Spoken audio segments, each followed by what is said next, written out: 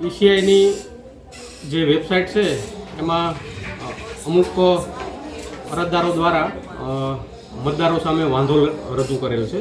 Form number 7 online ભરેલ છે. એ વાંધા સુનાવણી માટે અમે જે ફોર્મ નંબર 7 રજૂ થયા છે, શિફ્ટિંગ, મરણ અને અન્ય કોઈ કારણોસર, તો એ ફોર્મ નંબર 7ની બીએલઓ મારફત તપાસ કરાવું છું અને ખરેખર સાચી વિગત શું છે એની પૂરતી ખરાઈ કરાવું છું. ઈસીઆઈની જે ઓનલાઈન વેબસાઇટ છે એમાં કોઈ પણ વ્યક્તિ ફોર્મ નંબર 7 સામે વાંધો લઈ શકે છે અને ફોર્મ નંબર 7માં જે તે વ્યક્તિ કોઈ ગુજરી ગયા હોય, શિફ્ટિંગ થયું હોય તો એવા મતદારોનું નામ કમી કરવામાં આવે છે.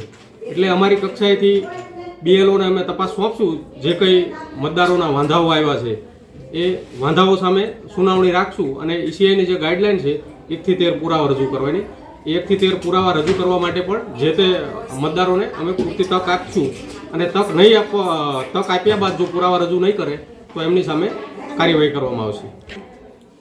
આજરોજ જે આવેદનપત્ર રજૂ થયું છે ભારતીય રાષ્ટ્રીય કોંગ્રેસ તરફથી, એ 122 નામનું વાંધા સુનાવણી જે ફોર્મ નંબર 7 રજૂ થયા છે એની સામે અરજીઓ આપી છે.